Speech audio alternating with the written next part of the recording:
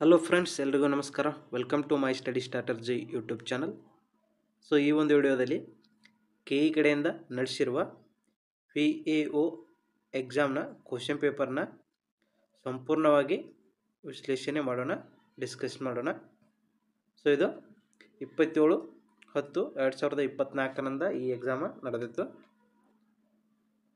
So ಈಗಾಗಲೇ 2 question ಪೇಪರ್ನ ನಾವು ಸಾಲ್ವ್ ಮಾಡಿದ್ದೀವಿ. ಇನ್ನೂ ಯಾರು ನೋಡಿಲ್ಲ ವಿಡಿಯೋನ ನೋಡಬೇಕು. ಹಾಗೆ ನಮ್ಮ ಚಾನಲ್ಗೆ ಹೊಸಬರಾಗಿದ್ದರೆ ಚಾನಲ್ನ ಸಬ್ಸ್ಕ್ರೈಬ್ ಮಾಡ್ಕೋಬೇಕು. ಹಾಗೆ ಕೆ ಇಗೆ ಓದ್ತಿರುವ ಗಾಗಿ ಎಕ್ಸಾಮ್ಗಾಗಿ ಓದ್ತಿರುವ ನಿಮ್ಮ ಒಂದು ಫ್ರೆಂಡ್ಸ್ನೊಂದಿಗೆ ಈ ವಿಡಿಯೋನ ಶೇರ್ ಮಾಡಬೇಕು. ಸೊ ಬನ್ನಿ ಇವತ್ತಿನ ಕ್ಲಾಸನ್ನು ಸ್ಟಾರ್ಟ್ ಮಾಡೋಣ. ಸೊ ಫಸ್ಟ್ ಕ್ವಶನ್, ಕೆಳಗಿನ ಯಾವ ಸ್ಥಳಗಳು ಡಚ್ಚರ ವ್ಯಾಪಾರ ಕೇಂದ್ರಗಳಾಗಿದ್ದವು ಅಂತ ಇಲ್ಲಿ ಕೇಳಿದ್ದಾರೆ. ಸೊ ಡಚ್ಚರ ವ್ಯಾಪಾರ ಕೇಂದ್ರ ಇಲ್ಲಿ ಯಾವಾಗಿದ್ದು ಅಂದ್ರೆ ಇಲ್ಲಿ ಪುಲಿಕಾಟ, ಸೂರತ, ಮಚಲಿಪಟ್ಟಣಮ ಹಾಗೆ ನಾಗಪಟ್ಟಣಮ. ಸೊ ಇವು 4 ಏನೈತಿ ಡಚ್ಚರ ಒಂದು ವ್ಯಾಪಾರ ಕೇಂದ್ರಗಳಾಗಿದ್ದು ಅಂತ ಇಲ್ಲಿ ನಾವು ಹೇಳ್ಬೋದು. ಸೊ ಇಲ್ಲಿ ಈ ಡಚ್ಚರ ಹಿನ್ನೆಲೆಯನ್ನು ನೋಡಿದಾಗ, ಸೊ ಡಚ್ಚರು ಭಾರತಕ್ಕೆ ಬಂದ ಕಾರಣ ಏನೈತಿ, ಸೊ ಡಚ್ ಇಂಡಿಯಾ ಕಂಪ್ನಿ 1602ರಲ್ಲಿ ಸ್ಥಾಪನೆ ಆಗುತ್ತೆ. ಸೊ ಇದು ಏಷ್ಯಾ ದೇಶಗಳೊಂದಿಗೆ ವ್ಯಾಪಾರ ಮಾಡಲು ಅಧಿಕಾರನ ಪಡೀತದೆ. ಭಾರತದಲ್ಲಿ ಅವರು ವ್ಯಾಪಾರ ಕೇಂದ್ರಗಳನ್ನು ನೀವು ಇಲ್ಲಿ ನೋಡ್ಬೋದು. ಸೊ ಇವರ ವ್ಯಾಪಾರ ಕೇಂದ್ರಗಳ ವಸ್ತುಗಳು ಯಾವ್ಯಾವಿದ್ದು ಅಂದರೆ ಇಲ್ಲಿ ಬಟ್ಟೆಗಳು, ಇಲ್ಲಿ ನೀಲಿ ಬಣ್ಣದ ಇಂಡಿಗೋ, ಅಫೀಮು, ಅಕ್ಕಿ, ಉಪ್ಪಿನ ಸಿಡಿತ ಪದಾರ್ಥಗಳನ್ನು ಇತ್ಯಾದಿಗಳನ್ನು ಇವರ ಇಲ್ಲಿ ವ್ಯಾಪಾರವನ್ನು ಮಾಡ್ತಿದ್ರು. ಸೊ ಡಚ್ಚರ ಪ್ರಭಾವ ಎಲ್ಲಿಂದ ಎಲ್ಲಿವರೆಗೆ ಇತ್ತಂದ್ರೆ 17ನೇ ಶತಮಾನದಿಂದ 19ನೇ ಶತಮಾನದವರೆಗೆ ಇಲ್ಲಿ ಇತ್ತು. ನೆಕ್ಸ್ಟ್, ಸೊ ಇಲ್ಲಿ ನೀವು ಡಯಾಗ್ರಾಮ್ದಲ್ಲಿ ನೋಡ್ಬೋದು ಡಚ್ಚರ ಒಂದು ವ್ಯಾಪಾರ ಕೇಂದ್ರಗಳನ್ನ ಸೊ ಯಾವ ರೀತಿ ಇದ್ದು ಅಂದ್ರೆ ಅಂತ ಇಲ್ಲಿ ನೀವು ನೋಡ್ಬೋದು. ನೆಕ್ಸ್ಟ್ ಇಲ್ಲಿ ಡಚ್ಚರ ವ್ಯಾಪಾರ ಕೇಂದ್ರಗಳಲ್ಲಿ ಪುಲಿಕಾಟ್ ಅನ್ನೋದು ಇದೇನೈತಿ ತಮಿಳುನಾಡಿನಲ್ಲದ. ಸೊ ಇದು ಡಚ್ಚರ ಭಾರತದಲ್ಲಿ ಸ್ಥಾಪಿಸಿದ ಮೊದಲ ವ್ಯಾಪಾರ ಕೇಂದ್ರಗಳಲ್ಲಿ ಒಂದಾಗಿತ್ತು. ನೆಕ್ಸ್ಟ್ ಸೂರತ್ ಏನೈತಿದ ಗುಜರಾತ್ನಲ್ಲಿದೆ. ನೆಕ್ಸ್ಟ್ ಕೊಚ್ಚಿನ, ಮಲಬಾರ್ ಇದು ಕೇರಳದಾಗ ಬರ್ತಾವ. ಸೊ ಹಾಗೆ ಕೋರಮಂಡಲ್ ಕರಾವಳಿ ಅಂದರೆ ಇದು ತಮಿಳ್ನಾಡು ಸೈಡ. ನಾಗಪಟ್ಟಣಮ ಹಾಗೂ ಮಚಲಿಪಟ್ಟಣಮ ಏನೈತಿ ಇವು 2 ವ್ಯಾಪಾರ ಕೇಂದ್ರಗಳು ಡಚ್ಚರ ಒಂದು ಆಡಳಿತದಲ್ಲಿ ಇದ್ದು. Next question, K Kasturi Rangan ಸಮಿತಿಯುಗೆ ಸಂಬಂಧಿಸಿದಂತೆ ಈ ಕೆಳಗಿನ ಯಾವ ಹೇಳಿಕೆ ಅಥವಾ ಹೇಳಿಕೆಗಳು ಸರಿಯಾಗಿದೆಯೇ ಅಂತ ಇಲ್ಲಿ ಕೇಳಿದರು. ಸೊ ಈ ಸಮಿತಿ 2022ರಲ್ಲಿ ರಚಿಸಲಾಯಿತು. ಈ ಸಮಿತಿಯನ್ನು ಪಶ್ಚಿಮ ಘಟ್ಟಗಳಲ್ಲಿರುವ ಪ್ರಮುಖ ಪರಿಸರ ಸಂಬಂಧಿ ಪ್ರದೇಶಗಳ ಸ್ಥಿತಿಗತಿಗಳನ್ನು ಅಧ್ಯಯನ ಮಾಡಲು ರಚಿಸಲಾಗಿತ್ತದೆ. ಕರ್ನಾಟಕ ಸರ್ಕಾರವು ಸೆಪ್ಟೆಂಬರ್ 2024ರಲ್ಲಿ ಕಸ್ತೂರಿರಂಗನ್ ಸಮಿತಿ ವರದಿಯನ್ನು ಅಂಗೀಕರಿಸಿತು ಅಂತ ಅದ. ಸೊ ಇಲ್ಲಿ ಆಪ್ಷನ್ಗಳನ್ನು ನೋಡಿದಾಗ, ಸೊ ಇಲ್ಲಿ ಆಪ್ಷನ್ ಬಿ ಮಾತ್ರ ಏನಾಗುತ್ತೆ, ಇದು ಸರಿಯಾಗುತ್ತೆ. ಸೊ ಇವೆರಡೂ ಕೂಡ ತಪ್ಪಾಗುತ್ತೆ. ಸೊ ಹಾಗಾಗಿ ಕೇವಲ ಬಿ ಮಾತ್ರ ಇಲ್ಲಿ ಕರೆಕ್ಟ್ ಆಗುತ್ತೆ. ಸೊ ಇದು ಕಸ್ತೂರಿರಂಗನ್ ಸಮಿತಿ ಏನೈತಿ ಪಶ್ಚಿಮ ಘಟ್ಟಗಳ ಮೇಲೆ ಇದು ಪರಿಸರ ಅಧ್ಯಯನಕ್ಕಾಗಿ ಮಾಡಲಾದ ಸಮಿತಿಯಾಗಿತ್ತು. ಸೊ ಇದನ್ನು ಈ 2012ರಲ್ಲಿ ಸೊ 2012ರಲ್ಲಿ ಕೆ ಕಸ್ತೂರಿರಂಗನ್ ಅವರ ಅಧ್ಯಕ್ಷತೆಯಲ್ಲಿ ಈ ಸಮಿತಿಯನ್ನು ರಚಿಸಲಾಗ್ತದೆ. ಸೊ ಇವರು ಕೆ ಕಸ್ತೂರಿರಂಗನ್ ಏನೈತಿ ಇವರು ಇಸ್ರೋದ ಮಾಜಿ ಅಧ್ಯಕ್ಷ ಕೂಡ ಆಗಿದ್ದರು. ಸೊ ಇದು ಗೊತ್ತಿರಬೇಕು. ನೆಕ್ಸ್ಟ್, ಸೊ ಈ ವೆಸ್ಟರ್ನ್ ಘಾಟ್ಸ್ ಎಂದವು ಪಶ್ಚಿಮ ಘಟ್ಟಗಳು ಎಂದವು. ಸೊ ಇವು ಯುನೆಸ್ಕೋ ವಿಶ್ವ ಪರಂಪರೆ ಪ್ರದೇಶವಾಗಿ ಆಯ್ಕೆಯಾಗಿದೆ. ಸೊ ಇದು ನಿಮ್ಗೆ ಗೊತ್ತಿರಬೇಕು. ವೆಸ್ಟರ್ನ್ ಘಾಟ್ಸ ಕರ್ನಾಟಕದಲ್ಲಿರುವ ವೆಸ್ಟರ್ನ್ ಘಾಟ್ಸ ಹಂಪಿ ಮತ್ತು ಪಟ್ಟದಕಲ್ಲು, ಬೇಲೂರು, ಹಳೇಬೀಡು ಹಾಗೂ ಸೋಮೇಶ್ವರ ದೇವಾಲಯ ಇವೇನೈತಿ ಯುನೆಸ್ಕೋ ಪಟ್ಟಿಯಲ್ಲಿ ಅದಾವು. ನೆಕ್ಸ್ಟ್, ಈ ಪ್ರದೇಶವು ಭಾರತದಲ್ಲಿ 6 ರಾಜ್ಯಗಳಲ್ಲಿ, ಸೊ ಇದು 6 ರಾಜ್ಯಗಳಲ್ಲಿ ವ್ಯಾಪ್ತಿಯನ್ನು ಹೊಂದಿದೆ. ಪಶ್ಚಿಮ ಘಟ್ಟಗಳು ಎಲ್ಲೆಲ್ಲಿ ಅಂದರೆ ಗುಜರಾತ್ದಾಗದ, ಮಹಾರಾಷ್ಟ್ರ, ಗೋವಾ, ಕರ್ನಾಟಕ, ಕೇರಳ ಹಾಗೂ ತಮಿಳುನಾಡಿನಲ್ಲಿ ಏನಂತ ಈ ಪಶ್ಚಿಮ ಘಟ್ಟಗಳನ್ನು ನಾವು ನೋಡ್ಬೋದು. ನೆಕ್ಸ್ಟ್, ಈ ಕಸ್ತೂರಿರಂಗನ್ ಶಿಫಾರಸು ಏನು ಮಾಡಿತ್ತು ಅನ್ನೋದನ್ನು ನೀವು ಇಲ್ಲಿ ನೋಡ್ಬೋದು. ಸೊ ಇದು ಒಟ್ಟು ಪಶ್ಚಿಮ ಘಟ್ಟಗಳ ಒಟ್ಟು ಪ್ರದೇಶದ 37% ಏನೈತಿದ ESZ ಅಂದ್ರೆ ಎಕೋ ಸೆನ್ಸಿಟಿವ್ ಝೋನ್ ಅಂತ ಇಲ್ಲಿ ಘೋಷಣೆಯನ್ನು ಮಾಡ್ತದೆ. ಸೊ ಇವರ ಶಿಫಾರಸು ಮಾಡ್ತಾರೋ 37% ಮಾಡ್ರಿ ಅಂತ. ಸೊ ನಂತರ ದಿನಗಳಲ್ಲಿ ಅದೇನಾಗುತ್ತೆ, ಸೊ ಇವರ ಇದನ್ನ ಇದಕ್ಕಿಂತ ಕಮ್ಮಿ ಏನೈತಿ ಮಾಡಿ ಅಳವಡಿಸ್ಕೋತಾರ. ಸೊ ಇವರ ಸ್ಥಳೀಯ ಸಮುದಾಯ ಪಾತ್ರ ಹಾಗೂ ಗ್ರೀನ್ ಡೆವಲಪ್ಮೆಂಟ್ ದೃಷ್ಟಿಕೋನ ಹಾಗೂ ಮೂಲಸೌಕರ್ಯ ಅಭಿವೃದ್ಧಿ ನಿಯಂತ್ರಣ ಈ ಎಲ್ಲ ಕೂಡ ಏನೈತಿ ಶಿಫಾರಸನ್ನು ಮಾಡಿತ್ತು. ನೆಕ್ಸ್ಟ್ ಕ್ವಶನ್, ಹೊಂದಿಸಿ ಬರೆಯಿರಿ ಅಂದರು. ಸೊ ಇಲ್ಲಿ ಹೊಂದಿಸಿ ಬರೆಯೊಳಗೆ ಹರಪ್ಪ ಏನಾಗುತ್ತೆ ಅಂದರೆ ಇಲ್ಲಿ ಉಗ್ರಾಣಗಳು ಅನ್ನೋದು ಇಲ್ಲಿ ಆಗುತ್ತೆ. ನೆಕ್ಸ್ಟ್ ಇಲ್ಲಿ ಮೊಹೆಂಜೋದಾರೋ ಏನೈತಿದು ಕಂಚಿನ ನರ್ತಕಿಯ ವಿಗ್ರಹ. ಸೊ ಇದು ಕಂಚಿನ ಐತೆ ಅನ್ನೋದು ನಿಮ್ಗೆ ಗೊತ್ತಿರಬೇಕು. ಕಂಚಿನ ನರ್ತಕಿ ವಿಗ್ರಹ ಇಲ್ಲಿ ಸಿಕ್ಕಿದ. ನೆಕ್ಸ್ಟ್ ಇಲ್ಲಿ ಲೋತಾಲ್ ಏನೈತಿದು ಹಡಗು ಕಟ್ಟೆಗಳಾಗುತ್ತೆ. ನೆಕ್ಸ್ಟ್ ಇಲ್ಲಿ ಕಾಲಿಬಂಗಾನ. ಸೊ ಕಾಲಿಬಂಗಾನ ಇಲ್ಲಿ ಆಪ್ಷನ್ಗಳನ್ನ ನೋಡಿದಾಗ ಒಂದನೇದ ಎರಡದ ಸೊ ಇಲ್ಲಿ ಆಪ್ಷನ್ 3 ಏನಾಗುತ್ತೆ ಇಲ್ಲಿ ಕರೆಕ್ಟ್ ಆಗುತ್ತೆ. ಸೊ ಕಾಲಿಬಂಗಾನ ಇಲ್ಲಿ ಯಜ್ಞ ಕುಂಡ ಅನ್ನೋದು ಇಲ್ಲಿ ಆಗುತ್ತೆ.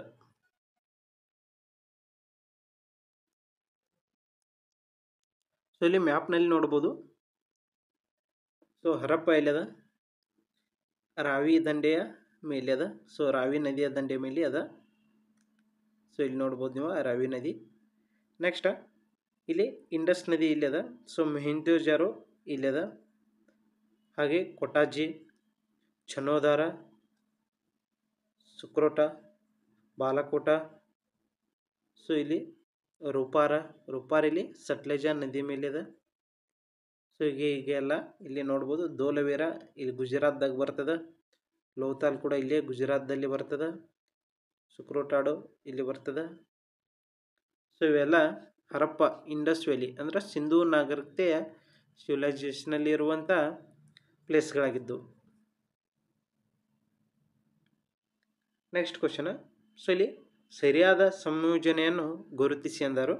ಸೊ ಇಲ್ಲಿ 14ನೇ ವಿಧಿ ಕಾನೂನು ಮುಂದೆ ಸಮಾನತೆ ಅನ್ನೋದೇನಾಗುತ್ತೆ ಇಲ್ಲಿ ಕರೆಕ್ಟ್ ಆಗುತ್ತೆ. ಸೊ 21ನೇದ ಬಿರುದುಗಳ ರದ್ದತಿ ಅಂದರು. ಇದು ತಪ್ಪಾಗುತ್ತೆ. ಯಾಕಂದ್ರೆ ಬಿರುದುಗಳ ರದ್ದತಿಯನ್ನು ನಾವು 18ನೇ ವಿಧಿಯಲ್ಲಿ ನೋಡಬಹುದು. 24ನೇ ವಿಧಿ ಅಸ್ಪೃಶ್ಯತೆಯ ರದ್ದತಿ ಅಂದರು. ಸೊ ಈ ಅಸ್ಪೃಶ್ಯತೆಯ ರದ್ದತಿಯನ್ನು ನಾವು 17ನೇ ವಿಧಿಯಲ್ಲಿ ನೋಡಬಹುದು. ನೆಕ್ಸ್ಟ್ 30ನೇ ವಿಧಿ ಧಾರ್ಮಿಕ ಸ್ವಾತಂತ್ರ್ಯದ ಹಕ್ಕು ಅಂದರು. ಸೊ ಇಲ್ಲಿ ಇದು ಧಾರ್ಮಿಕ ಇದು ಕೂಡ ತಪ್ಪಾಗ್ತದೆ. ಸೊ ಯಾಕಂದ್ರೆ ಇಲ್ಲಿ 30ನೇ ವಿಧಿ ಏನೈತೆ ಅಂದ್ರೆ ಅಲ್ಪಸಂಖ್ಯಾತರಿಗೆ ಐತಿ. ಅಲ್ಪಸಂಖ್ಯಾತರ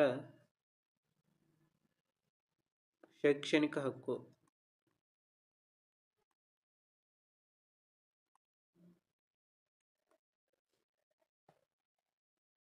ಸೊ ಇಲ್ಲಿ ಈ ಫಂಡಮೆಂಟಲ್ ರೈಟ್ಸ್ಗಳನ್ನ ನೋಡಿದಾಗ ಸೊ ಇಲ್ಲಿ ಈಕ್ವಾಲಿಟಿ ಸಮಾನತೆ ಆರ್ಟಿಕಲ್ 14ರಿಂದ 18ರವರೆಗೆ ನಾವು ಇಲ್ಲಿ ನೋಡ್ಬೋದು. ನೆಕ್ಸ್ಟ್ ಸ್ವಾತಂತ್ರ್ಯ ಏನೈತಿ, ಸ್ವಾತಂತ್ರ್ಯದ ಹಕ್ಕು 1919 ವಿಧಿಯಿಂದ 22ನೇ ವಿಧಿಯವರೆಗೆ ನಾವು ಇದನ್ನು ನೋಡ್ಬೋದು. ನೆಕ್ಸ್ಟ್ ಇಲ್ಲಿ ಎಕ್ಸ್ಪೋರ್ಟೇಷನ್ ಏನೈತಿ ಇಲ್ಲಿ 23ರಿಂದ 24 ನೋಡ್ಬೋದು. ಫ್ರೀಡಮ್ ಆಫ್ ಧಾರ್ಮಿಕ ಸ್ವಾತಂತ್ರ್ಯದ ಹಕ್ಕು 25ರಿಂದ 28. ಹಾಗೆ ಶೈಕ್ಷಣಿಕ ಸಾಂಸ್ಕೃತಿಕ ಹಾಗೂ ಶೈಕ್ಷಣಿಕ 29ರಿಂದ 30 ನೋಡ್ಬೋದು. ನೆಕ್ಸ್ಟ್ ಸಂವಿಧಾನಬದ್ಧ ಪರಿಹಾರದ ಹಕ್ಕನ್ನು 32ನೇ ವಿಧಿಯಲ್ಲಿ ನಾವು ನೋಡ್ಬೋದು. ಸೊ ಇಲ್ಲಿ 14ನೇ ವಿಧಿ ಏನ ಹೇಳುತ್ತಾ ಸಮಾನತೆಯನ್ನು ಹೇಳುತ್ತಾ, ಕಾನೂನು ಮುಂದೆ ಎಲ್ಲರೂ ಸಮಾನರು ಅಂತ. ನೆಕ್ಸ್ಟ್ 21ನೇ ವಿಧಿ ಏನು ಹೇಳುತ್ತಾ ಇಲ್ಲಿ ಜೀವ ಮತ್ತು ವೈಯಕ್ತಿಕ ಸ್ವಾತಂತ್ರ್ಯದ ರಕ್ಷಣೆ ಅಂತ ಇಲ್ಲಿ ಹೇಳುತ್ತಾ. ನೆಕ್ಸ್ಟ್ 24ನೇ ವಿಧಿ ಏನು ಹೇಳುತ್ತಾ ಇಲ್ಲಿ ಬಾಲ ಕಾರ್ಮಿಕರ ನಿಷೇಧ ಅಂತ ಇಲ್ಲಿ ಹೇಳುತ್ತಾ. ನೆಕ್ಸ್ಟ್ 23ನೇದು ಏನು ಹೇಳುತ್ತಾ ಅನ್ನೋದನ್ನು ನೀವು ಕಮೆಂಟ್ ಮುಖಾಂತರ ತಿಳಿಸ್ರಿ. ಸೊ ಕಮೆಂಟ್ನಲ್ಲಿ ತಿಳಿಸಿದ್ರೆ ನಿಮ್ಗೆ ಅದು ಮರೆಯೋದಿಲ್ಲ. ಸೊ ಟೈಪಿಂಗ್ ಮಾಡಿರಿ ಅಂದ್ರೆ ಅದು ಮರೆಯೋದಿಲ್ಲ. ಹಾಗಾಗಿ ಇದನ್ನು ಕಮೆಂಟ್ನಲ್ಲಿ ತಿಳಿಸ್ರಿ. ನೆಕ್ಸ್ಟ್ 30ನೇ ವಿಧಿ ಇಲ್ಲಿ ಅಲ್ಪಸಂಖ್ಯಾತರ ಶೈಕ್ಷಣಿಕ ಹಕ್ಕು ಇಲ್ಲಿ ಆಗುತ್ತೆ. ನೆಕ್ಸ್ಟ್ ಈ ಕೆಳಕಂಡ ಯೋಜನೆಗಳು ಅವುಗಳ ಉದ್ದೇಶಗಳನ್ನು ಹೊಂದಿಸಿ ಬರೆಯಿರಿ ಎಂದರು. ಸೊ ಇಲ್ಲಿ ಪ್ರಧಾನಮಂತ್ರಿ ಶ್ರಮಯೋಗಿ ಮಾನಧನ ಯೋಜನಾ ಅಂತ ಇಲ್ಲಿ ಅದ. ಸೊ ಇಲ್ಲಿ ಪ್ರಧಾನಮಂತ್ರಿ ಶ್ರಮಯೋಗಿ ಮಾನಧನ್ ಯೋಜನಾ ನೋಡ್ಬೋದು. ಅಸಂಘಟಿತ ವಲಯ ಕಾರ್ಮಿಕರಿಗೆ ಫಲಾನುಭವಿಗಳಿಗೆ ಅಂತ ಇಲ್ಲಿ ಅದ. ಸೊ ಇಲ್ಲಿ ಇದು ಆಪ್ಷನ್. ಸೊ ಇಲ್ಲಿ ಉದ್ದೇಶ ಒಳಗೆ ಅಸಂಘಟಿತ ವಲಯ ಕಾರ್ಮಿಕರಿಗೆ ಅಂತೇಳಿ ಆಗುತ್ತೆ. ನೆಕ್ಸ್ಟ್ ಜೀವನ್ ಜ್ಯೋತಿ ಬಿಮಾ ಯೋಜನೆ. ಸೊ ಇದೊಂದು ಅಪಘಾತ ಸಾವು ಅಂಗವೈಕಲ್ಯತೆ ಏನೈತಿ, ಸಾರಿ ಇದಾಗೋದಿಲ್ಲ. ಸೊ ಇದು ಜೀವ ವಿಮಾ ಸೌಲಭ್ಯ ಆಗುತ್ತೆ. ನೆಕ್ಸ್ಟ್ ರಾಷ್ಟ್ರೀಯ ಸಾಮಾಜಿಕ ನೆರವು ಯೋಜನೆ ಏನೈತಿ, ಇದು ಬಡ ಕುಟುಂಬದವರಿಗೆ ವೃದ್ಧಾಪ್ಯ, ಸಾವು ಮತ್ತು ಹೆರಿಗೆ ಸಂದರ್ಭದಲ್ಲಿ ಸಾಮಾಜಿಕ ಸೌಲಭ್ಯಗಳನ್ನು ನೀಡುತ್ತದೆ. ನೆಕ್ಸ್ಟ್ ಪ್ರಧಾನಮಂತ್ರಿ ಸುರಕ್ಷಾ ಬಿಮಾ ಯೋಜನೆ ಏನೈತಿ, ಅಪಘಾತದಿಂದ ಸಾವು ಅಂಗವೈಕಲ್ಯತೆ ಉಂಟಾದರೆ 1 ವರ್ಷದ ಅಪಘಾತ ವಿಮಾ ಯೋಜನಾ ಸೌಲಭ್ಯವನ್ನು ನೀಡುತ್ತದೆ. ಸೊ ಇಲ್ಲಿ ಡೀಟೇಲ್ ಆಗ್ಯದ, ನೀವು ನೋಡ್ಕೋಬೋದು. ಸೊ ಪ್ರಧಾನಮಂತ್ರಿ ಶ್ರಮಯೋಗಿ ಮಾನಧನ ಯೋಜನಾ. ನೆಕ್ಸ್ಟ್ ಪ್ರಧಾನಮಂತ್ರಿ ಜೀವನ್ ಜ್ಯೋತಿ ಬಿಮಾ ಯೋಜನಾ. ಸೊ ಇದು ಮರಣ ಹೊಂದಿದಲ್ಲಿ 2 ಲಕ್ಷ ರೂಪಾಯಿ ಸಿಗುತ್ತದೆ. ಸೊ ಯಾವುದೇ ಕಾರಣ ಇರ್ಬೋದು, ಸ್ವಾಭಾವಿಕ ಮರಣ ಇರ್ಬೋದು ಅಥವಾ ನಿಮ್ಮ ಅಪಘಾತ ಆಗಿರ್ಬೋದು. ಸೊ ಇದು ಎರಡಕ್ಕೂ ದೊರೆಯುತ್ತದೆ. ಸೊ ವಯಸ್ಸು ಅರ್ಹತೆ ನೋಡ್ಬೋದು ನೀವು, 18ರಿಂದ 50 ವರ್ಷದ ಒಳಗಿನವ್ರು ಇರಬೇಕು. ಸೊ ಅವರ ಬ್ಯಾಂಕ್ ಖಾತೆ ಇರಬೇಕು. ನೆಕ್ಸ್ಟ್ ರಾಷ್ಟ್ರೀಯ ಸಾಮಾಜಿಕ ನೆರವು ಯೋಜನೆ ಏನೈತಿ, ಇದು BPL ಕಾರ್ಡದವ್ರಿಗೆ ನೀಡುವಂಥ ಯೋಜನೆ ಆಗಿರ್ತದೆ. ನೆಕ್ಸ್ಟ್ ಪ್ರಧಾನಮಂತ್ರಿ ಸುರಕ್ಷಾ ಬಿಮಾ ಯೋಜನೆ ನೋಡ್ಬೋದು. ಸೊ ವೈಯಕ್ತಿಕ ಅಪಘಾತ ವಿಮಾ ಯೋಜನೆ ಇದೆ. ಸೊ ಉದ್ದೇಶ ಏನೈತೆ ಅಂದರೆ ಕಡಿಮೆ ಪ್ರೀಮಿಯಂನಲ್ಲಿ ಸಾಮಾನ್ಯ ಜನರಿಗೆ ಅಪಘಾತ ವಿಮಾ ರಕ್ಷಣೆಯನ್ನು ಒದಗಿಸೋದು. ಸೊ ವಾರ್ಷಿಕ ಪ್ರೀಮಿಯಂ ಇಲ್ಲಿ ಕೇವಲ 20 ರೂಪಾಯಿ ನಿಮ್ಮ ಅಕೌಂಟಿಂದ ಕಟ್ಟಾಗುತ್ತೆ. ಸೊ ಇದು 18ರಿಂದ 70 ವರ್ಷನ ಬ್ಯಾಂಕ್ ಖಾತೆ ಹೊಂದಿರೋರಿಗೆ ಏನೈತಿದ ಅಪ್ಲೈ ಆಗುತ್ತೆ. ಸೊ ಇಲ್ಲಿ ಅಪಘಾತದಿಂದ ಮರಣ ಹೊಂದಿದಲ್ಲಿ 2 ಲಕ್ಷ, ಅಪಘಾತದಿಂದ ಶಾಶ್ವತ ಸಂಪೂರ್ಣ ಅಂಗವೈಕಲ್ಯತೆಗೂ 2 ಲಕ್ಷ, ಅಪಘಾತದಿಂದ ಶಾಶ್ವತ ಭಾಗಶಃ ಅಂದ್ರೆ ಕಾಲರೆ ಕಟ್ಟಾಗಿ ಹೋಗೋದು, ಕೈಯಾರೆ ಕಟ್ಟಾಗಿ ಹಿಂಗೆ ಯಾವುದಾರ ಒಂದು ಅಂಗವನ್ನು ಕಳ್ಕೋದೇನೈತಿ ಇಲ್ಲಿ 1 ಲಕ್ಷ ರೂಪಾಯಿಯನ್ನು ಇಲ್ಲಿ ಕೊಡ್ತಾರೋ. ನೆಕ್ಸ್ಟ್ ಮಗಧವನ್ನು ಆಳಿದ ರಾಜವಂಶಗಳ ಸರಿಯಾದ ಕಾಲಾನುಕ್ರಮವನ್ನು ಗುರುತಿಸಿ ಎಂದರು. ಸೊ ಇಲ್ಲಿ ಮೊದಲಿಗೆ ಮಗಧವನ್ನು ಆಳಿದವರು ಯಾರು ಅಂದರೆ ಇಲ್ಲಿ ಹರ್ಯಂಕ. ಸೊ ಹರ್ಯಂಕ ರಾಜವಂಶ ಏನೈತಿ ಮಗಧವನ್ನು ಆಳ್ತದ. ನೆಕ್ಸ್ಟ್ ಹರ್ಯಂಕ ಆದ ನಂತರ ಯಾರು ಆಳಿದ್ರು, ನಂತರ ಶಿಶುನಾಗ ರಾಜವಂಶದವರು ಆಳ್ತಾರು. ನೆಕ್ಸ್ಟ್ ನಂದರ ಆಳ್ತಾರು, ನಂತರ ಮೌರ್ಯರ ಆಳ್ತಾರು,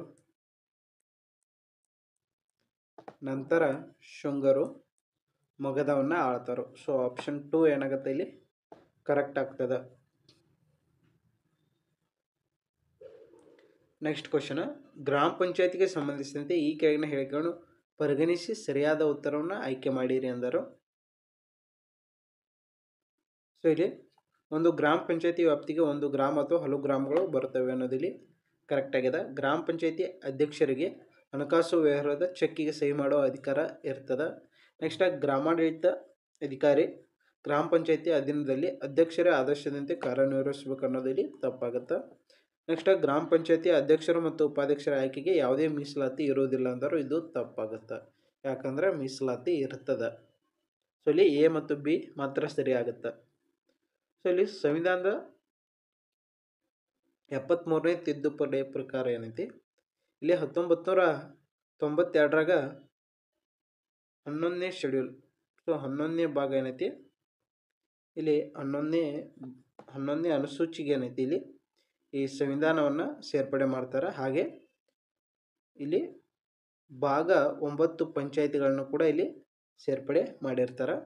ಸೊ ಇದನ್ನು ಕಾಯ್ದೆ ಜಾರಿಗೆ ತಂದಿದ್ದು ಯಾವಾಗ ಅಂದ್ರೆ ಏಪ್ರಿಲ್ 24. ಸೊ ಏಪ್ರಿಲ್ 24, 1993 ಇದನ್ನು ಜಾರಿಗೆ ತೊಗೊಂಬರ್ತಾರೆ. ಸೊ ಈ ಜಾರಿಗೆ ತಂದ ದಿನವನ್ನು ಏನಂತ ಆಚರಣೆ ಮಾಡ್ತಾರೆ ಅಂದ್ರೆ ರಾಷ್ಟ್ರೀಯ ಪಂಚಾಯತ್ ರಾಜ್ ದಿನ ಅಂತೇಳಿ ಆಚರಣೆಯನ್ನು ಮಾಡ್ತಾರೆ. ನೆಕ್ಸ್ಟ್ ಇಲ್ಲಿ ಸಂವಿಧಾನದ ಪಂಚಾಯತಿಗೆ ಸಂಬಂಧಪಟ್ಟ ಮುಖ್ಯ ಆರ್ಟಿಕಲ್ಸ್ ವಿಧಿಗಳನ್ನ ಇಲ್ಲಿ ನೋಡ್ಬೋದು. ಸೊ 40ನೇ ವಿಧಿ ಏನೈತಿ ಇದು ರಾಜ್ಯ ನೀತಿ ನಿರ್ದೇಶಕ ತತ್ವಗಳಲ್ಲಿ ಬರ್ತದೆ. ಸೊ ಇದು ಗ್ರಾಮ ಪಂಚಾಯತಿ ಬಗ್ಗೆನ ಹೇಳ್ತದೆ. ಸೊ ನೆಕ್ಸ್ಟ್ ಇಲ್ಲಿ 243ನೇ ವಿಧಿ ಏನೈತಿ ಇದು ಕೂಡ ಪಂಚಾಯತಿ ಬಗ್ಗೆನ ಹೇಳ್ತಾ ಗ್ರಾಮ ಸಭೆ ಪಂಚಾಯತ್ ಹಾಗೂ ಜನಸಂಖ್ಯೆ ಇತ್ಯಾದಿ ಬಗ್ಗೆ ಇದನ್ನು ವ್ಯಾಖ್ಯಾನಿಸ್ತದೆ. ನೆಕ್ಸ್ಟ್ 243 ಎ ಏನೈತಿ ಇದು ಗ್ರಾಮ ಸಭೆ ಬಗ್ಗೆನ ಹೇಳ್ತದೆ. ನೆಕ್ಸ್ಟ್ ಬಿ ಏನೈತಿ ಇದು ಪಂಚಾಯತಿಗಳ ಸಂರಚನೆ ಬಗ್ಗೆ ಇಲ್ಲಿ ಹೇಳ್ತದೆ. ನೆಕ್ಸ್ಟ್ 243 ಡಿ ನೋಡ್ಬೋದು, ಇಲ್ಲಿ ಸ್ಥಾನಗಳ ಮೀಸಲಾತಿ ಬಗ್ಗೆ ಇಲ್ಲಿ ಹೇಳ್ತದೆ. ನೆಕ್ಸ್ಟ್ ವಿಧಿ 243 ಇ ಏನೈತಿ ಪಂಚಾಯತಿಗಳ ಅವಧಿ ಬಗ್ಗೆ ಹೇಳ್ತದೆ. ಸೊ ಇಲ್ಲಿ ಆಯ್ಕೆಯಾದಂಥ ಅಭ್ಯರ್ಥಿಗಳ ಅವಧಿಯನ್ನು ಇಲ್ಲಿ ಹೇಳ್ತದೆ. ನೆಕ್ಸ್ಟ್ 243 ಕೆ ಏನೈತಿ ಇದು ರಾಜ್ಯ ಚುನಾವಣಾ ಆಯೋಗದಲ್ಲಿ ಇಲ್ಲಿ ಪಂಚಾಯತ್ ಚುನಾವಣೆಗಳ ಬಗ್ಗೆ ಇಲ್ಲಿ ಹೇಳ್ತದೆ. ನೆಕ್ಸ್ಟ್ 243 ಎಚ್ ಏನೈತಿದು ಹಣಕಾಸು ಅಧಿಕಾರದ ಬಗ್ಗೆ ಇಲ್ಲಿ ಹೇಳ್ತದೆ. ಸೊ ಪಂಚಾಯತಿಯಿಂದ ತೆರಿಗೆ ಸುಂಕಗಳನ್ನು ಶುಲ್ಕ ಇತ್ಯಾದಿಗಳನ್ನು ವಿಧಿಸುವ ಅಧಿಕಾರ ಏನೈತಿ ಪಂಚಾಯತಿಗೆ ಇರ್ತದೆ. ಸೊ ಅದು ನೆಕ್ಸ್ಟ್ ನೀವು ನೋಡ್ಬೋದು. ಇಲ್ಲಿ 243 ಆಯನ್ನು ನೋಡ್ಬೋದು ರಾಜ್ಯ ಹಣಕಾಸು ಆಯೋಗದಿಂದ. ಸೊ ಇಲ್ಲಿ ಪಂಚಾಯತಿಗಳ ಆರ್ಥಿಕ ಪರಿಸ್ಥಿತಿಯನ್ನು ಪರಿಶೀಲಿಸಲು ಮತ್ತು ಹಣಕಾಸು ಹಂಚಿಕೆ ಬಗ್ಗೆ ಸಲಹೆ ನೀಡಲು ರಾಜ್ಯ ಹಣಕಾಸು ಆಯೋಗವನ್ನು ಪ್ರತಿ 5 ವರ್ಷಗಳೊಮ್ಮೆ ರಚಿಸಲು ಅವಕಾಶವನ್ನು ನೀಡ್ತದೆ. ಇಲ್ಲಿ 11ನೇ ಅನುಸೂಚಿಯಲ್ಲಿ ಸೊ ಇಲ್ಲಿ 29 ಕ್ರಿಯಾತ್ಮಕ ವಿಷಯಗಳನ್ನು ಪಟ್ಟಿಯನ್ನು ಮಾಡ್ತಾರೋ. ಸೊ ಇಲ್ಲಿ ಅವ ಗ್ರಾಮ ಪಂಚಾಯತಿಗೆ ಏನೈತಿ ಇವನ್ನು ವರ್ಗಾಯಿಸ್ತಾರೋ. ಇಲ್ಲಿ ಕೃಷಿ ಮತ್ತು ಕೃಷಿ ವಿಸ್ತರಣೆ, ಭೂ ಸುಧಾರಣೆ, ಸಣ್ಣ ನೀರಾವರಿ, ಪಶುಸಂಗೋಪನೆ ಮತ್ತು ಕೋಳಿ ಸಾಕಾಣಿಕೆ, ಗ್ರಾಮ ವಸತಿ, ಕುಡಿಯುವ ನೀರು, ರಸ್ತೆಗಳು, ಸೇತುವೆಗಳು, ಸಂಪರ್ಕಗಳು, ಗ್ರಾಮೀಣ ಪ್ರದೇಶದಲ್ಲಿ ವಿದ್ಯುದೀಕರಣ. ಸೊ ಇವನ್ನೆಲ್ಲವನ್ನು 11ನೇ ಅನುಸೂಚಿಯಲ್ಲಿ ಇಲ್ಲಿ ಪಟ್ಟಿಯನ್ನು ಮಾಡ್ತಾರೋ. ನೆಕ್ಸ್ಟ್ ಕ್ವಶನ್, ಬಂದೂಕಿನಿಂದ ಗುಂಡನ್ನು ಹಾರಿಸಿದಾಗ ಬಂದೂಕು ಗುಂಡಿನ ಮೇಲೆ ಬಲವನ್ನು ಹಾಗೂ ಗುಂಡು ಬಂದೂಕಿನ ಮೇಲೆ ಬಲವನ್ನು ಬೀರುತ್ತದೆ ಅಂತ ಇಲ್ಲಿ ಕೊಟ್ಟಿದ್ದಾರೆ. ಸೊ ಈ ಹೇಳಿಕೆ ಎ ಅನ್ನು ನೋಡ್ಬೋದು. ಗುಂಡಿನ ಮೇಲೆ ಬಲ ಮತ್ತು ಬಂದೂಕಿನ ಮೇಲೆ ಬಲ ಸಮ ಮತ್ತು ವಿರುದ್ಧವಾಗಿರ್ತದೆ ಅಂತೇಳಿ ಹೇಳಿದರು. ನೆಕ್ಸ್ಟ್ ಗುಂಡು ಮತ್ತು ಬಂದೂಕಿನ ಒಟ್ಟು ಸಂವೇಗವು ಟೋಟಲ್ ಮೊಮೆಂಟಮ್ ಸಂರಕ್ಷಿಸಲ್ಪಡುತ್ತದೆ ಅಂತಲೂ ಹೇಳಿದರು. ನೆಕ್ಸ್ಟ್ ಗುಂಡು ಮತ್ತು ಬಂದೂಕಿನ ಒಟ್ಟು ಚಲನ ಶಕ್ತಿಯು ಕೈನೆಟಿಕ್ ಎನರ್ಜಿ ಏನೈತಿ ಇದು ಕೂಡ ಸಂರಕ್ಷಿಸಲ್ಪಡುತ್ತದೆ ಅಂತ ಇಲ್ಲಿ ಹೇಳಿದರು. ಸೊ ಇಲ್ಲಿ ಆಪ್ಷನ್ಗಳನ್ನು ನೋಡಿದಾಗ ಸೊ ಇಲ್ಲಿ ಹೇಳಿಕೆ ಎ ಮತ್ತು ಹೇಳಿಕೆ ಬಿ ಮಾತ್ರ ಇಲ್ಲಿ ಸರಿ ಆಗ್ತದೆ. ಸೊ ಹಾಗಾಗಿ ಆಪ್ಷನ್ 1 ಏನಾಗುತ್ತೆ ಇಲ್ಲಿ ಕರೆಕ್ಟ್ ಆಗ್ತದೆ. ಸೊ ಇಲ್ಲಿ ನೀವು ಡಯಾಗ್ರಾಮ್ದಲ್ಲಿ ನೋಡ್ಬೋದು. ಸೊ ಬಂದೂಕ ಗುಂಡನ್ನು ಚಲಾಯಿಸಿದ ನಂತರ ಈ ಕಡೆ ಮುಂದೆ ಹೋತಂದ್ರೆ ಸೊ ಇದು ನೇರವಾಗಿ ಹೋಗುತ್ತೆ. ಸೊ ಇಲ್ಲಿ ಬಂದೂಕು ಏನೈತಿ ಹಿಂದಕ್ಕೆ ಬರ್ತದೆ. ಸೊ ಇಲ್ಲಿ ಟೋಟಲ್ ಮೊಮೆಂಟಮ್ ಅಂದರೆ ಏನಂದ್ರೆ ಇಲ್ಲಿ ಸೊ ಒಂದು ವ್ಯವಸ್ಥೆಯಲ್ಲಿರುವ ಎಲ್ಲ ಕಣಗಳು ಏನೈತಿ ಅವುಗಳ ಸಂವೇಗಗಳ ಸದಸ್ಯಗಳ ಮೊತ್ತ ಅಂದ್ರೆ ವೆಕ್ಟರ್ ಸಮ್ ಅನ್ನೋದು ಇಲ್ಲಿ ಆಗುತ್ತೆ. ಸೊ ಸಂವೇಗ ಅನ್ನೋದು ಇಲ್ಲಿ ದ್ರವ್ಯರಾಶಿ ಮತ್ತು ವೇಗಗಳ ಗುಣಲಬ್ಧವೇ ಸಂವೇಗ ಅನ್ನೋದು ಇಲ್ಲಿ ಆಗುತ್ತೆ. ಅಂದ್ರೆ ಸಂವೇಗ ಪಿ = ಏನಾಗುತ್ತೆ ಇಲ್ಲಿ ಮಾಸ್ ಇಂಟು ವೆಲಾಸಿಟಿ ಅನ್ನೋದು ಇಲ್ಲಿ ಆಗುತ್ತೆ. ಸೊ ಟೋಟಲ್ ಮೊಮೆಂಟಮನ್ನು ನೋಡಿದಾಗ ಇಲ್ಲಿ ಪಿ ಆಗುತ್ತೆ, ಪಿ ಟೋಟಲ್ ಆಗುತ್ತೆ, ಇದು ಪಿ ಟೋಟಲ. ನೆಕ್ಸ್ಟ್ ಇಲ್ಲಿ m1 p1 ಅದೇ ರೀತಿ ಇದೆ p1. ಸೊ ಈ ರೀತಿ p2 m2 into p2. So ಈ ರೀತಿ ಟೋಟಲ್ ಮೊಮೆಂಟಮ್ ಆಗುತ್ತೆ. ಒಂದು ವ್ಯವಸ್ಥೆಯಲ್ಲಿರುವ ಎಲ್ಲ ಕಣಗಳ ಸಂವೇಗಗಳ ಮೊತ್ತ ಏನಾಗುತ್ತೆ ಇಲ್ಲಿ ಟೋಟಲ್ ಮೊಮೆಂಟಮ್ ಅನ್ನೋದು ಇಲ್ಲಿ ಆಗುತ್ತೆ. ನೆಕ್ಸ್ಟ್ ಕ್ವಶನ್, ವಜ್ರಕ್ಕೆ ಸಂಬಂಧಿಸಿದಂತೆ ಈ ಕೆಳಗಿನ ಯಾವ ಹೇಳಿಕೆ ಸರಿಯಾಗಿದೆ ಅಂತ ಇಲ್ಲಿ ಕೇಳಿದ್ದಾರೆ. ಸೊ ವಜ್ರದಲ್ಲಿ ಪ್ರತಿ ಕಾರ್ಬನ್ ಪರಮಾಣು ಇತರೆ 3 ಕಾರ್ಬನ್ಗಳೊಂದಿಗೆ ಬಂಧನಗೊಂಡಿದೆ ಅಂತ ಹೇಳಿದ್ದಾರೆ. ಸೊ ಇದು ತಪ್ಪಾಗುತ್ತೆ. ನೆಕ್ಸ್ಟ್ ವಜ್ರದಲ್ಲಿ ಪ್ರತಿ ಕಾರ್ಬನ್ ಪರಮಾಣು ಇತರೆ 4 ಕಾರ್ಬನ್ನೊಂದಿಗೆ ಇಲ್ಲಿ ಬಂಧನಗೊಂಡಿರ್ತದೆ. ಸೊ ಆಪ್ಷನ್ 2 ಏನಾಗುತ್ತೆ ಇಲ್ಲಿ ಕರೆಕ್ಟ್ ಆಗುತ್ತೆ. ಸೊ ನೀವು ಡಯಾಗ್ರಾಮ್ದಲ್ಲಿ ನೋಡ್ಬೋದು. ಸೊ ಒಂದು ಕಾರ್ಬನ್ ಏನೈತಿ 4 ಇತರೆ ಕಾರ್ಬನ್ನೊಂದಿಗೆ ಇಲ್ಲಿ ಬಾಂಡನ್ನು ಮಾಡಿದ. ಸೊ ಇದು ಕೂಡ ಇರ್ತದೆ, ಇದಕ್ಕೂ ಕೂಡ ಇರ್ತದೆ. ಸೊ ಡಯಾಗ್ರಾಮ್ದಲ್ಲಿ ತೋರಿಸಿಲ್ಲ, ಬಟ್ ಒಂದು ಕಾರ್ಬನ್ ಏನೈತಿ 4 ಇತರೆ ಕಾರ್ಬನ್ನೊಂದಿಗೆ ಏನೈತಿ ಬಾಂಡನ್ನು ಇಲ್ಲಿ ಹೊಂದಿರ್ತದೆ. ನೆಕ್ಸ್ಟ್, ಈ ಕೆಳಕಂಡ ಅಂತಾರಾಷ್ಟ್ರೀಯ ಸಂಸ್ಥೆಗಳು ಮತ್ತು ಕೇಂದ್ರ ಸ್ಥಳಗಳನ್ನು ಹೊಂದಿಸಿರಿ ಎಂದರು. ಇಲ್ಲಿ ಆಫ್ರಿಕನ್ ಯೂನಿಯನ್ ಅದ. ನೆಕ್ಸ್ಟ್, ಆಗ್ನೇಯ ಏಷ್ಯಾ ರಾಷ್ಟ್ರಗಳ ಸಂಘಟನೆ ಏಷ್ಯನ್ ಅದ. Next, North Atlantic trade organisation ಅದ, ನ್ಯಾಟೋ ಅದ. ಹಾಗೆ ವಿಶ್ವ ವ್ಯಾಪಾರ ಸಂಘಟನೆ ವರ್ಲ್ಡ್ ಟ್ರೇಡ್ ಆರ್ಗನೈಸೇಷನ್ ಕೂಡ ಇಲ್ಲಿ ಅದ. ಸೊ ಇಲ್ಲಿ ಮೊದಲಿಗೆ ಈ ಆಫ್ರಿಕನ್ ಯೂನಿಯನ್ ಏನದ, ಸೊ ಇದು ಆಫ್ರಿಕನ್ ಯೂನಿಯನ್ ಅಡಿಸ್ ಅಬಾಬಾದಲ್ಲಿ ಬರ್ತದೆ. ಸೊ ಇದು ಇಥಿಯೋಪಿಯಾ ದೇಶದಲ್ಲಿ ಅದ. ನೆಕ್ಸ್ಟ್, ಇಲ್ಲಿ ಏಷ್ಯನ್ ಏನೈತಿ, ಇದು ಇಂಡೋನೇಷ್ಯಾದ ಜಕಾರ್ತಾದಲ್ಲಿ ಕಂಡುಬರ್ತದೆ. ನೆಕ್ಸ್ಟ್, ನ್ಯಾಟೋ ಬ್ರಸೆಲ್ಸ್ನಲ್ಲಿ ಕಂಡುಬರ್ತದೆ. ನೆಕ್ಸ್ಟ್, WTO ಜಿನೋವಾದಲ್ಲಿ, ಸ್ವಿಟ್ಜರ್ಲ್ಯಾಂಡ್ನ ಜಿನೋವಾದಲ್ಲಿ ಇದು ಕಂಡುಬರ್ತದೆ. ಸೊ ಇದು ವರ್ಲ್ಡ್ ಟ್ರೇಡ್ ಆರ್ಗನೈಸೇಷನ್ ಏನೈತಿ, ಇದು 1995ರಲ್ಲಿ ಏನಾಗೈತಿ ಎಸ್ಟಾಬ್ಲಿಷ್ ಆಗ್ತದೆ. ನೆಕ್ಸ್ಟ್, ಈ ಆಫ್ರಿಕನ್ ಯೂನಿಯನ್ ಐತಿ. ಸೊ ಇದರಲ್ಲಿ ಟೋಟಲ್ 55 ದೇಶಗಳ ಮೆಂಬರ್ ಸ್ಟೇಟ್ ಅದಾವು. ಸೊ ಇಲ್ಲಿ ನೋಡ್ಬೋದು, ಈ ಸುಡಾನು, ನೈಜೀರಿಯಾ, ಮಾಲಿ, ಸೊ ಇದು ಗಿನಿಯಾ, ಹಾಗೆ ಇಲ್ಲಿ ಮಡ್ಗಾಸ್ಕರ್. ಸೊ ಇವೆಲ್ಲ ಏನೈತಿ ಈ ಆಫ್ರಿಕನ್ ಯೂನಿಯನ್ದಿಂದ ಸಸ್ಪೆಂಡ್ ಆಗಿದವು, ಅದನ್ನು ಅವುಗಳನ್ನ ತೆಗೆದು ಹಾಕಲಾಗಿದೆ. ಸೊ ಈ ದೇಶಗಳನ್ನ. ನೆಕ್ಸ್ಟ್, ಇಲ್ಲಿ ಏಷ್ಯನ್ ನೋಡ್ಬೋದು. ಸೊ ಇದರಲ್ಲಿ 10 ಸ್ಟೇಟ್ ಬರ್ತಾವೆ. ಸೊ ಇಲ್ಲಿ ಬ್ರುಸೆಲ್ಲಾ, Myanmar, Cambodia, Philippines, Singapore, Thailand, Laos, Indonesia, Malaysia, Vietnam. So ಇವು ದೇಶಗಳು ಏನೈತಿ ಏಷ್ಯನ್ ಈ ಒಂದು ಗ್ರೂಪ್ನಲ್ಲಿ ಕಂಡುಬರ್ತವೆ. ಸೊ ಈ ಏಷ್ಯನ್ ಫುಲ್ ಫಾರ್ಮನ್ನು ನೋಡ್ಬೋದು. ಇಲ್ಲಿ association of south East Asian Nations, commonly observed as a Asian ಅಂತೇಳಿ ಕರೀತಾರೆ. Next, NATO countries. So NATO countries ಇಲ್ಲಿ ನೋಡ್ಬೋದು, ನಾರ್ತ್ ಅಟ್ಲಾಂಟಿಕ್ ಟ್ರೀಟಿ ಆರ್ಗನೈಸೇಷನ್ ಅನ್ನೋದಿಲ್ಲಿ ಆಗುತ್ತೆ. ಸೊ ಇಲ್ಲಿ 32 ಮೆಂಬರನ್ನು ಇದು ಹೊಂದಿದೆ.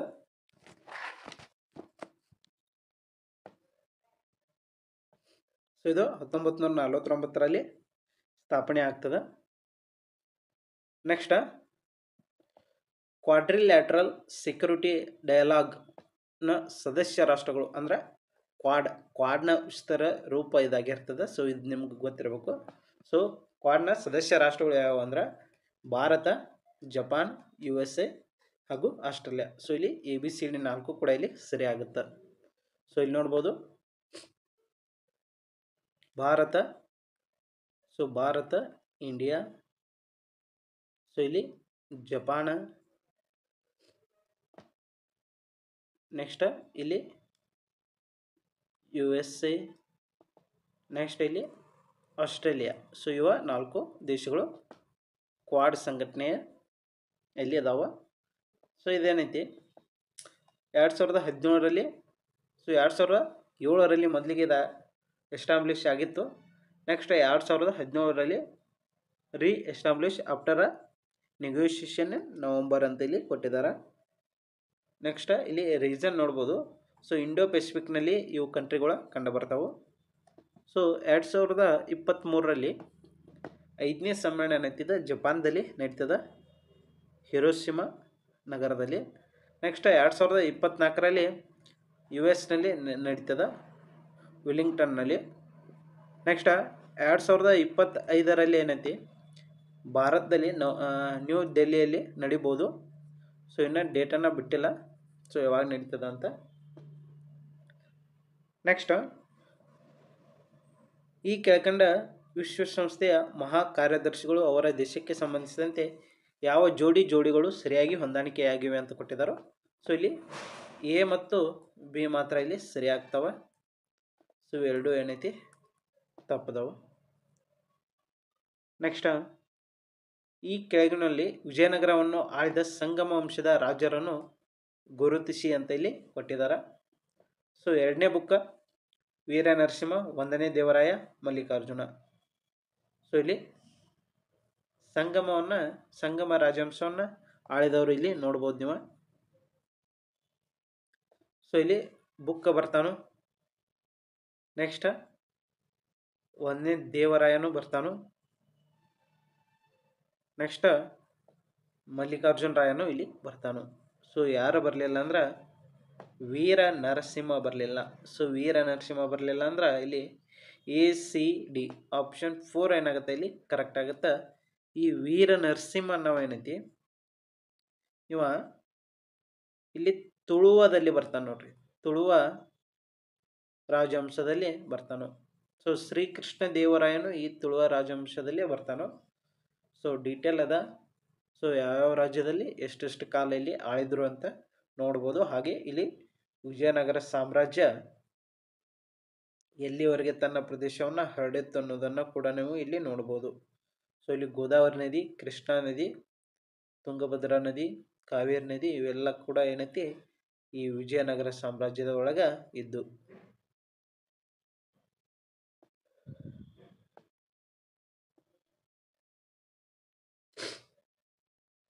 ಸೊ ಇಲ್ಲಿ ವಿಜಯನಗರಕ್ಕೆ ಬಂದಂತಹ ಟ್ರಾವೆಲರ್ಗಳನ್ನ ಇಲ್ಲಿ ನೀವು ನೋಡ್ಬೋದು. ಇನ್ ಬುಬ್ಬುಟ್ ಬರ್ತಾನ, ಮೊರಕ್ಕೆ ದೋಸ್ತವ, ಒಂದನೇ ಹರಿಹರನ ಕಾಲದಲ್ಲಿ. ನೆಕ್ಸ್ಟ್ ನಿಕೋಲು ಕೊಂಟಿ ಬರ್ತಾನ, ಇಟಲಿ ದೇಶದವ, ಒಂದನೇ ದೇವರಾಯನ ಕಾಲದಲ್ಲಿ. ಅಬ್ದುಲ್ ರಜಾಕ್ ಬರ್ತಾನ, ಪರ್ಷಿಯಾದವ, ಎರಡನೇ ದೇವರಾಯನ ಕಾಲದಲ್ಲಿ. ಹಾಗೆ ಬರ್ಬೋಸಾಗು ಡೊಮಿಂಗ್ ಬರ್ತಾರ, ಪೋರ್ಚುಗಲ್ದವರು. ಇವರಿಬ್ರು ಕೃಷ್ಣದೇವರಾಯನ ಆಸ್ಥಾನಕ್ಕೆ ಇವರು ಬಂದಿರ್ತಾರೆ. ನೆಕ್ಸ್ಟ್ ನ್ಯೂನಿಜ್ ಬರ್ತಾನ. ಸೊ ಇವ ಪೋರ್ಚುಗಲ್ದವ, ಇವ ಅಚ್ಯುತ ದೇವರಾಯನ ಆಸ್ಥಾನಕ್ಕೆ ಇವ ಬಂದಿರ್ತಾನೆ. ಸೊ ಇಲ್ಲಿ ಈ ವಿಜಯನಗರ ಫೌಂಡರ್ಗಳನ್ನ ನೋಡ್ಬೋದು, ಹರಿಹರ ಹಾಗೂ ಮತ್ತು ಬುಕ್ಕರಾಯ. 1336ರಲ್ಲಿ ಈ ಒಂದು ಸಾಮ್ರಾಜ್ಯ ಸ್ಥಾಪನೆ ಆಗ್ತದೆ. ನೆಕ್ಸ್ಟ್ ಶ್ರವಣ ಬೆಳಗೊಳದೊಂದಿಗೆ ಐತಿಹಾಸಿಕ ಸಂಬಂಧ ಹೊಂದಿರುವ ವ್ಯಕ್ತಿಗಳನ್ನು ಗುರುತಿಸಿ ಅಂತ ಇಲ್ಲಿ ಹೇಳಿದ್ದಾರೆ. ಸೊ ಚಂದ್ರಗುಪ್ತ ಮೌರ್ಯದ, ಚಾವುಂಡರಾಯದ, ರಾಣಿ ಶಾಂತಲಾದೇವಿ ಅದ, ಚಿಕ್ಕದೇವರಾಯ ಒಡೆಯರದ. ಸೊ ಇವ್ರು 4 ಜನ ಆಗುತ್ತಾ. ಆಪ್ಷನ್ 2 ಏನಾಗುತ್ತೆ ಇಲ್ಲಿ ಕರೆಕ್ಟ್ ಆಗುತ್ತೆ. ಚಂದ್ರಗುಪ್ತ ಮೌರ್ಯ ಸಲ್ಲೇಖನ ವ್ರತಕ್ಕೆ ಬರ್ತಾನು. ಲೇಖನ ಎಲ್ಲಿ ಚಂದ್ರಗಿರಿ ಬೆಟ್ಟ, ಶ್ರವಣ ಬೆಳಗೊಳದಲ್ಲಿ. ಸೊ ಇಲ್ಲಿ ಶ್ರವಣ ಬೆಳಗೊಳದಲ್ಲಿ ಚಂದ್ರಗಿರಿ ಬೆಟ್ಟ ಒಂದದ, ಈ ಕಡೆ ವಿದ್ಯಾಗಿರಿ ಬೆಟ್ಟ ಒಂದದ, ವಿದ್ಯಾಗಿರಿ. ಸೊ ಇಲ್ಲಿ ಚಂದ್ರಗಿರಿ ಬೆಟ್ಟದಲ್ಲಿ ಇವ ಸಲ್ಲಕ್ಕನ ವ್ರತವನ್ನು ತಂದು ಅಲ್ಲಿ ತಪಸ್ಸನ್ನು ಮಾಡ್ತಿರ್ತಾನ. ಹಾಗೆ ಈ ಕಡೆ ವಿದ್ಯಾಗಿರದಲ್ಲಿ ಇಲ್ಲಿ ಬಾಹುಬಲಿ ಗೊಮ್ಮಟೇಶ್ವರನ ಮೂರ್ತಿಯನ್ನು ನೀವು ಇಲ್ಲಿ ನೋಡ್ಬೋದು. ಸೊ ಈ ಮೂರ್ತಿಯನ್ನು ಕಟ್ಟಿಸಿದವರು ಯಾರು ಅಂದರೆ ಇಲ್ಲಿ ಚಾವುಂಡರಾಯ. ಸೊ ಇವನು 4ನೇ ರಾಚಮಲ್ಲನ ಆಸ್ಥಾನದಲ್ಲಿ ಇರ್ತಾನು. ಸೊ ಅವನ ಪ್ರಧಾನಮಂತ್ರಿ ಅಥವಾ ಸೈನಿಕನೋ ಅಥವಾ ಪ್ರಧಾನಮಂತ್ರಿ ಆಗಿರ್ತಾನು. ಸೈನಿಕ ಅಲ್ಲ, ದಂಡನಾಯಕ ಆಗಿರ್ತಾನು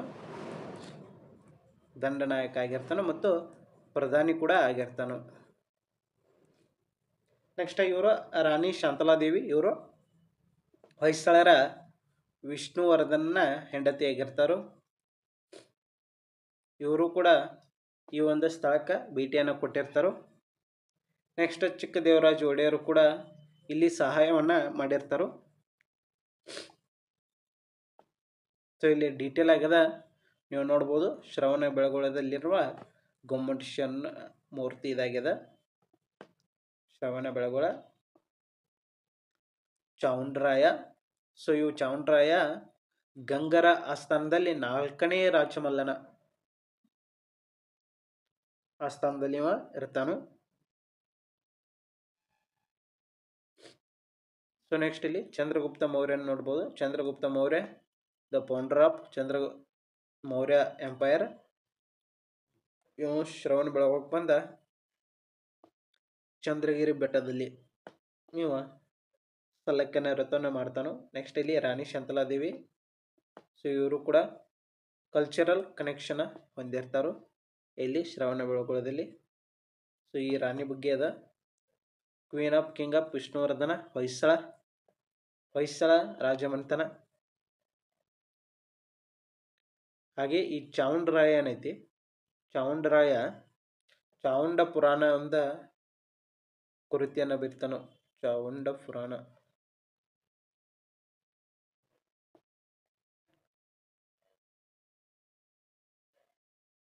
ಸೊ ಇಲ್ಲಿ ನೋಡ್ಬೋದು ನಾಲ್ವಡಿ ಕೃಷ್ಣರಾಜ ಒಡೆಯರ್ ಅವರೊಂದಿಗೆ ಇಲ್ಲಿ ಏನೇನ ಇಲ್ಲಿ ಹಿಸ್ಟಾರಿಕಲ್ ಹಾಗೂ ಲಿಟ್ರೇಚರ್ ಸಾಹಿತ್ಯ ಹಾಗೂ ಕಲೆಯ ಬಗ್ಗೆ ಇಲ್ಲಿ ಅವರಿಗೆ ಆಸಕ್ತಿಯನ್ನು ಹೊಂದಿರೋದ್ರಿಂದ ಇಲ್ಲಿ ಶ್ರವಣ ಬೆಳಗೊಳಕ್ಕೆ ಕೊಡುಗೆಯನ್ನು ನೀಡ್ತಾರೋ.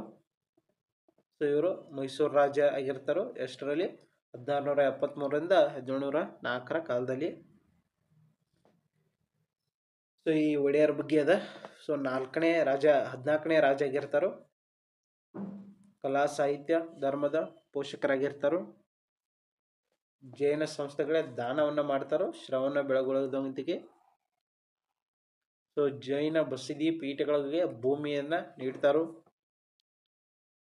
ಶಿಲಾಶಾಸನಗಳಲ್ಲಿ ಚಿಕ್ಕ ದೇವರಾಜ ಒಡೆಯರ ನೀಡಿದ ದಾನಗಳ ಉಲ್ಲೇಖ ಕೂಡ ಶ್ರವಣ ಬೆಳಗೊಳದಲ್ಲಿ ನೀವು ನೋಡ್ಬೋದು.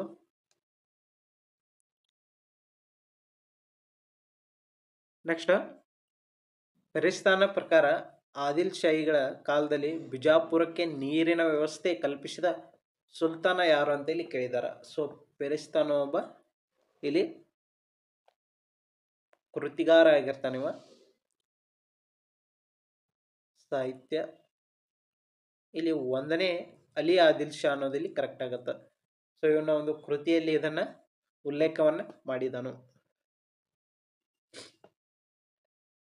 ಸೊ ಡೀಟೇಲ್ ಅದ, ನೀವು ನೋಡ್ಕೋಬಹುದು. ಸೊ ಈ PDF ಏನೈತಿ ಗ್ರೂಪ್ನಲ್ಲಿ ಹಾಕಿರ್ತಾನೆ ಟೆಲಿಗ್ರಾಮ್ ಚಾನಲ್ದಲ್ಲಿ. ಟೆಲಿಗ್ರಾಮ್ ಲಿಂಕ್ ಏನೈತಿ ವಿಡಿಯೋದ ಡಿಸ್ಕ್ರಿಪ್ಷನ್ದಲ್ಲಿ ಅದ. ಸೊ ನೀವು ಚೆಕ್ ಮಾಡ್ಕೋಬಹುದು.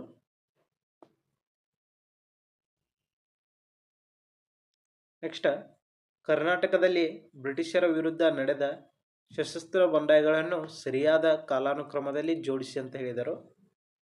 ಸೊ ಇಲ್ಲಿ ಮೊದಲಿಗೆ ನಡೆದಿದ್ದಂಥ ಯಾವುದಂದ್ರೆ ಇಲ್ಲಿ ನೋಡಿದಾಗ ಇಲ್ಲಿ ಬೀದರ್ ಏನಂತಿ ಆಗುತ್ತೆ. ಸೊ ಬೀದರ 1820ರಲ್ಲಿ. ನೆಕ್ಸ್ಟ್ ಸಿಂಧಿಗೆ ಏನೈತಿ 1824ರಲ್ಲಿ. ನೆಕ್ಸ್ಟ್ ಇದು 1900 ಆರಂಭದಲ್ಲಿ ಆಗುತ್ತಾ. ಇದು ನಿಪ್ಪಾಣಿ 1900 ಮಿಡಲ್ ಆಗುತ್ತೆ. ಸೊ ಈ ಥರ ಎಕ್ಸಾಕ್ಟ್ ಡೇಟ್ ಗೊತ್ತಿಲ್ಲ, ಇಶ್ವಿ ಗೊತ್ತಿಲ್ಲ. ಸೊ ಹಾಗಾಗಿ ಇದು 1900 ಸ್ಟಾರ್ಟೆಡ್, ಇದು ಮಿಡಲ.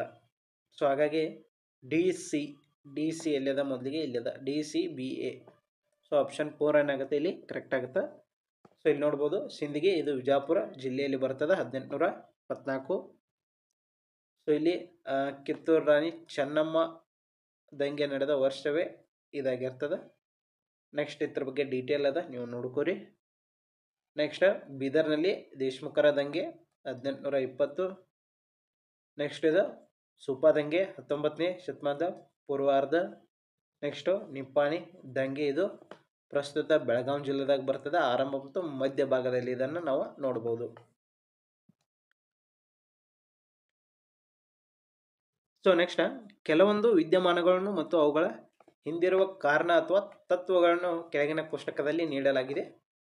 ಸೊ ಮೇಲಿನಗಳಲ್ಲಿ ಎಷ್ಟು ಹೊಂದಾಣಿಕೆ ಸರಿಯಾಗಿವೆ ಅಂತ ಇಲ್ಲಿ ಕೊಟ್ಟಿದ್ದಾರೆ. ಸೊ ನಕ್ಷತ್ರಗಳ ಮಿನುಗುವಿಕೆಗೆ ಕಾರಣ ಏನಪ್ಪ ಅಂತಂದ್ರೆ ವಾಯುಮಂಡಲದ ವಕ್ರೀಭವನ ಅಂತ ಕೊಟ್ಟಿದ್ದಾರೆ. ಸೊ ಇದು ಕರೆಕ್ಟ್ ಅದ. ಕಾಮನಬಿಲ್ಲು ಮೂಡಲಿಕ್ಕೆ ಕಾರಣ ಏನಪ್ಪ ಅಂದ್ರೆ ಆ ಥರ ಪ್ರಸರಣ ಹಾಗೂ ಸಂಪೂರ್ಣ ಆಂತರಿಕ ಪ್ರತಿಫಲನ. ಸೊ ಇಲ್ಲಿ ಸ್ಕ್ಯಾಟ್ರಿಂಗ್ ಆಫ್ ಲೈಟ. ಸೊ ಇಲ್ಲಿ ಸಂಪೂರ್ಣ ಆಂತರಿಕ ಪ್ರತಿಫಲನ, reflection of total reflection of light. So ಹಾಗಾಗಿ ಈ ಬಿನು ಕೂಡ ಕರೆಕ್ಟ್ ಆಗುತ್ತೆ. ನೆಕ್ಸ್ಟ್ ಆಕಾಶದ ನೀಲಿ ಬಣ್ಣ ಬೆಳಕಿನ ಚದುರಿಕೆ. ನೀಲಿ ಕಾಣಕ್ಕೆ ಕಾರಣ ಏನಂದ್ರೆ ಆಕಾಶ ಒಂದೇ ಅಲ್ಲ, ಹಾಗೆ ಸಮುದ್ರದ ನೀರು ಕೂಡ ನೀಲಿಯಾಗಿ ಕಾಣಲಿಕ್ಕೆ ಕಾರಣ ಇದಾಗುತ್ತೆ. ಸೊ ಹಾಗಾಗಿ ಇವು ಮೂರು ಕೂಡ ಇಲ್ಲಿ ಕರೆಕ್ಟ್ ಅದಾವು. ಸೊ ಮೂರು ಕೂಡ ಕರೆಕ್ಟ್ ಅದಾವ ಅಂದ್ರೆ ಇಲ್ಲಿ ಆಪ್ಷನ್ 3 ಏನಾಗುತ್ತೆ ಇಲ್ಲಿ ಕರೆಕ್ಟ್ ಆಗ್ತದೆ. ನೆಕ್ಸ್ಟ್ ಜಲಮಾಲಿನ್ಯ ತಡೆಗಟ್ಟುವಿಕೆ ಮತ್ತು ನಿಯಂತ್ರಣಕ್ಕಾಗಿ ಕರ್ನಾಟಕ ರಾಜ್ಯ ಮಾಲಿನ್ಯ ನಿಯಂತ್ರಣ ಮಂಡಳಿಯನ್ನು ಕರ್ನಾಟಕ ಸರ್ಕಾರವು ಈ ಕೆಳಗಿನ ಯಾವ ಕಾಯ್ದೆ ಅಡಿ ರಚಿಸಿತು ಅಂತ ಕೇಳಿದರು. ಇಲ್ಲಿ 1974 ಅನ್ನೋದು ಇಲ್ಲಿ ಕರೆಕ್ಟ್ ಆಗುತ್ತೆ. ಜಲ ಕಾಯ್ದೆ, ಮಾಲಿನ್ಯ ತಡೆಗಟ್ಟುವಿಕೆ ಹಾಗೂ ನಿಯಂತ್ರಣ ಕಾಯ್ದೆ ಇದೇನಾಗುತ್ತೆ ಇದು ಕರೆಕ್ಟ್ ಆಗ್ತದೆ. ಸೊ ಈ 19ನೇ ಕ್ವಶನನ್ನು ನೆಕ್ಸ್ಟ್ ಕ್ಲಾಸ್ನಲ್ಲಿ ನೋಡೋಣ. ಸೊ ಈ ಕ್ಲಾಸ್ ಇಷ್ಟ ಆಗಿತ್ತಂದ್ರೆ ಒಂದು ಲೈಕನ್ನು ಕೊಡ್ರಿ. ಸೊ ಹಾಗೆ ಹೊಸರು ಬಿದ್ದರೆ ಚಾನಲನ್ನು ಸಬ್ಸ್ಕ್ರೈಬ್ ಮಾಡ್ಕೊರಿ. ಹಾಗೆ ಈ ವಿಡಿಯೋನ ನಿಮ್ಮ ಸ್ನೇಹಿತರೊಂದಿಗೆ ಶೇರನ್ನು ಮಾಡ್ಕೊರಿ. ಸೊ ನೀವು ಎಷ್ಟು ಶೇರ್ ಮಾಡ್ತೀರಿ, ಎಷ್ಟು ವ್ಯೂಸ್ ಹೋಗುತ್ತಾ, ಸೊ ಅದರ ಮೇಲೆ ನಮ್ಮ ಕಂಟೆಂಟ ಮಾಡಲಿಕ್ಕೆ ನಮಗೊಂದು ಸ್ಫೂರ್ತಿ ಆಗುತ್ತೆ. ಸೊ ಹಾಗಾಗಿ ಆದಷ್ಟು ಹೆಚ್ಚಿನದಾಗಿ ಇದನ್ನು ಶೇರ್ ಮಾಡಿರಿ ಅಂತ ಹೇಳ್ತಾ ಈ ಕ್ಲಾಸನ್ನು ಮುಗಿಸೋಣ. ಮತ್ತೆ ಮುಂದಿನ ವಿಡಿಯೋದಲ್ಲಿ ಭೇಟಿಯಾಗೋಣ. ಧನ್ಯವಾದ.